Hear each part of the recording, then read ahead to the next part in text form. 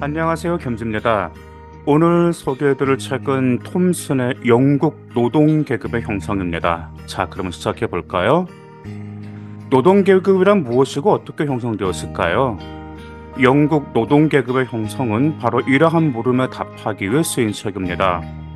이 책에서 저자 톰슨은 영국의 산업혁명 시기이자 정치적으로도 격동의 시기였던 18세기 말과 19세기 초의 역사를 재구성하여 이 시기 노동계급이 형성되어가는 역사적 모습을 적나라하게 보여주고 있죠.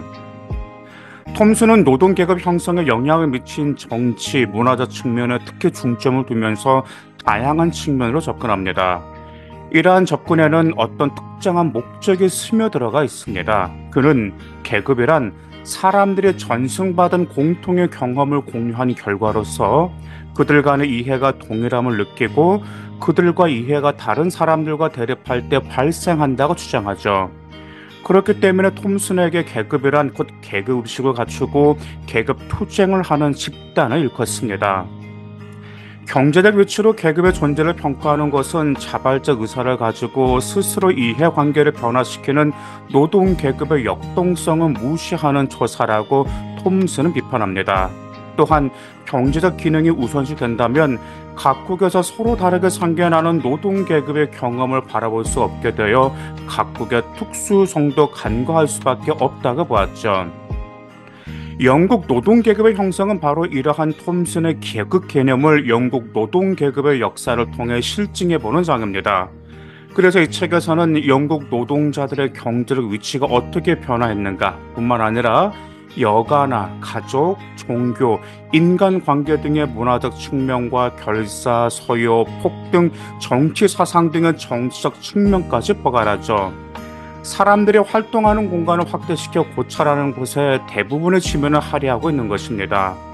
여기에 덧붙여 톰슨은 사람들의 계급 의식이나 행동의 과거의 생활이나 투쟁 경험과 현재의 정치 사회에서 상견하고 있다는 것에 주목합니다. 그래서 이 책의 또 다른 축은 과거의 전통과 현재의 조건 양자에 대한 시간적 고찰에 지속적으로 서술되죠.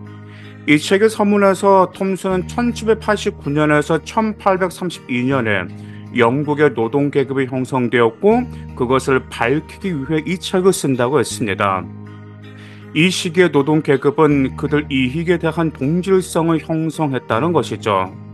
노동계급들의 통치자와 고용주에 대해 저항했고 이러한 노동계급의 저항에 대응하기 위해 지배계급 내부도 분열해서 응집하는 형태로 전환하게 되었죠. 결국 1832년이 되면서 노동계급은 영국 정치에서 가장 중요한 범주로 자리 잡고 그 계급성을 드러냅니다. 이로써 톰슨은 성공한 사람의 역사를 비판하고 하층민과 민중을 역사 변혁의 가장 중요한 주체로 복원시키죠. 이러한 시간을 바탕에 깔고 영국 노동계급 형성사가 서술됩니다. 제1부 자유의 나라에서는 노동계급이 계급으로서 본격화되기 이전 시기인 18세기 말의 경험이 이후에 투쟁 경험이 된다는 의미에서 광범위하게 다뤄지고 있습니다. 전통적 투쟁 경험에는 우선 프랑스 혁명의 영향을 받아 생겨난 영국의 급진주의가 노동계급과 전통적인 장인, 소상인들에게 영향을 미치는 모습들이 다루어지죠. 여기에 가난한 자의 종교였던 감리교가 노동계급에 영향을 미쳐서 노동계급의 자유와 안정, 추구라는 양측면의 영향을 미쳤던 것도 사람들의 경험에 미친 영향으로 중요하게 평가되고 있습니다. 천년 왕국설 같은 공동체적 이념도 민중들의 바람 속에 파고 들어가 있었죠. 투쟁 형태들을 보면 대체로 산발적이고 개인적인 범죄 형태들로 나타났습니다.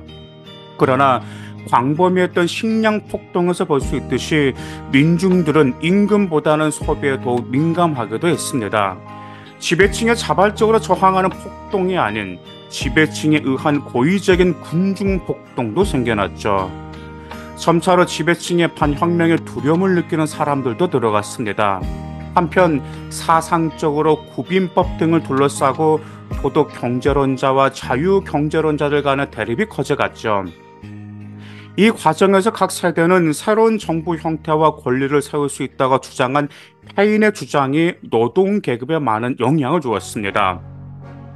제2부 아담의 저주에서는 산업혁명기를 거치면서 변화되어가는 경제에 대응하여 구체적 생활 양식이 어떻게 변화해 가는가를 서술합니다. 여기서 톰슨은 증기기관과 방적기를 노동계급 형성과 동격에 놓는 마르크스적 견해를 경제 결정론이라고 비판합니다. 그리고 자본주의 산업혁명 시기에 평균 생산량과 임금은 늘었다고 볼 수 있지만 평균이란 개념도 생활이나 경험과는 동떨어진 개념이기 때문에 무시됩니다. 오히려 노동자 경험에 비추어 보면 빈곤과 착취는 더욱 증대되었죠. 장인들이 임금 노동자하고 여자와 아이들도 재분소와 광산에서 임금 노동으로 착취당할 정도였습니다.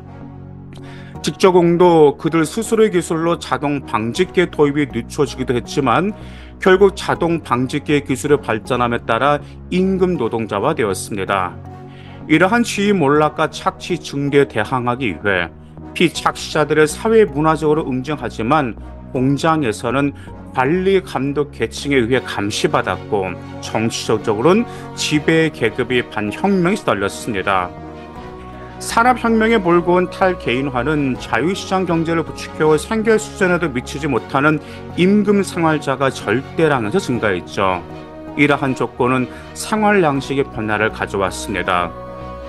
산업혁명으로 주거 상태가 악화되고 건강이나 보건 상태도 악화되었으면 물론 노동시간의 증대로 여가조차 상실했죠.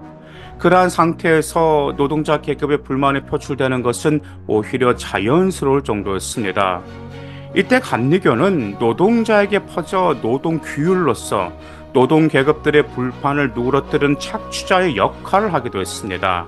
그러나 노동 계급들은 그들 나름의 독자적 하위 문화를 형성하고 있었고 생활 환경이 변화하면서 노동자 문화가 영향력을 발휘하기 시작하게 되었습니다. 이것이 노동자 계급의 투쟁을 조직화시키는 원동력이 되기도 했죠.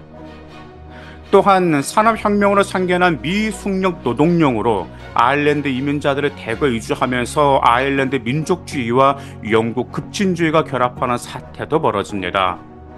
이렇듯 전 자본주의 계층인 농민과 장인 계급에서부터 자본주의 시기의 계층인 이민자, 여성, 어린이까지 다양하게 구성된 노동 계급이 서로의 공통은 비참한 경험을 겪습니다. 이것을 바탕으로 하여 다음에 서술될 19세기 초 영국 노동 계급의 투쟁이 전개되고 이 과정에서 영국 노동 계급은 완성되게 됩니다. 노동계급의 출현이라고 제목이 달린 제3부에서는 이후 전개되는 일련의 봉기와 기계 파괴 운동 속에서 노동자 계급들이 스스로 조직하고 계획하는 투쟁을 해놓고 그들의 공유된 이익이 형성되었다는 증거들을 제시합니다. 기존의 기계 파괴 운동이 몇몇 선동가의 음모였음을 반박하고 과거의 비합법 조직이 기계 파괴 운동 과정에서 산업 투쟁에 앞장섰고 그 계획성과 치밀함에 존재한 것을 입증함으로써 노동 계급의 이해는 동질화되었다는 것입니다. 1871년 브란드레드에 의한 봉기와 2년 뒤 피털러 대중시위도 모두 노동 계급에 의해 주도 면밀하게 행해진 반란이었습니다. 특히 기계 파괴 운동은 지배 계급으로 하여금 위협을 느끼게 했고 이것은 산업 부르주아지와 공권 정권 간의 밀착을 가져왔죠. 이것은 지배자와 착취자 간의 대립이 더욱 명백해졌음을 의미했고 곧 계급 행동을 형성하는 중요 요인으로 작용했습니다. 계급 투쟁을 형성해 가는 데는 급진 문화와 사회주의 사상도 거대한 영향력을 발휘했습니다. 1820년 이후 공동체적 협동과 상호성을 강조한 오웬주의가 노동계급 형성에 지대한 영향을 미쳤습니다. 이전부터 노동계급의 전통적 이념이었던 천년 왕국설이나 급진 문화가 오웬주의와 결합하면서 노동자 계급 스스로가 대항 이념으로 오웬주의를 발달시켰던 것입니다. 특히 이러한 노동계급 문화는 지배 계층에 대항하면서 발전했기 때문에 여기에는 상호성을 강조했던 장인 문화도 큰 역할을 했죠. 이러한 문화적 흐름은 자코뱅주의 그리고 페인의 인권론과 결합되어 대중적 개혁 운동을 급진화시켰습니다.